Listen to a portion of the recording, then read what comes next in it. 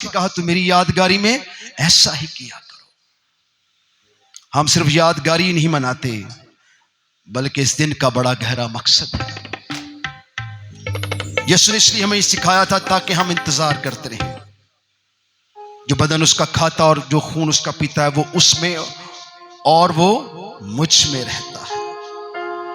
اس کا وعدہ ہے جب تم میرا بدن کھاؤ گے میرا خون پیو گے تو مجھ میں اور میں تم میں رہوں گا۔ سو اس نے روٹی لی اور کہا یہ میرا بدن ہے جو تمہارے لیے دیا جائے گا۔ پھر اس نے مے کا پیالہ لیا اور پھر ایک نئی زندگی کا اعلان کیا، یہ میرا نئے عہد کا خون ہے، میں خون سے تم سے عہد باندھتا ہوں جو تمہارے لیے دیا جائے گا۔ جس کا بدن جان خون خدا نے دیا ہو کیا وہ زمین پر رہے گا؟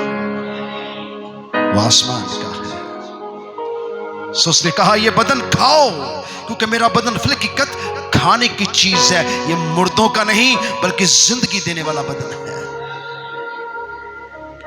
تم سب اس میں سے کھاؤ اور پیو کیونکہ میرا بدن فی الحقیقت کھانے کی چیز ہے۔ پھر اس نے مے کا پیالہ لیا اور کہا یہ میرے نئے عہد کا خون ہے، تم سب اس میں سے پیو کیونکہ جو میرا بدن کھاتا اور میرا خون پیتا وہ مجھ میں اور میں اس میں رہوں گا۔ اگر میں تم میں ہوں تو تم زمین پر کیسے رہ سکتے ہو؟ ہاللیلویہ۔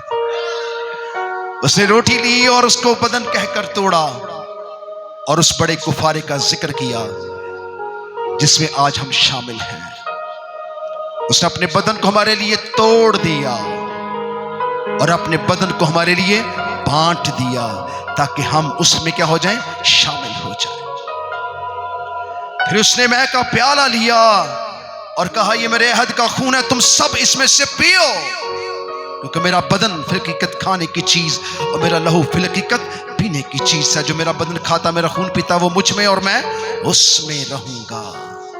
ایک وقت گھڑی وہ ثابت کرے گی کہ ہم اس میں ہیں اور وہ ہم میں ہیں جب ہم ہوا میں اس کے پاس جائیں گے۔ سوچنے کا تم سب اس میں سے کھاؤ اور پیو کیونکہ میری یادگاری میں ایسا ہی کیا کرو۔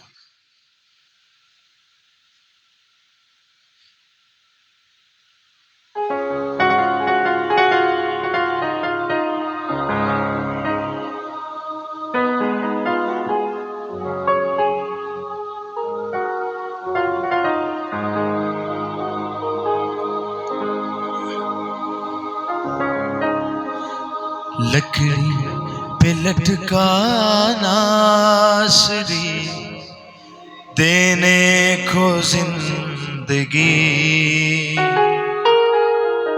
وہی بنا تھا لعنتی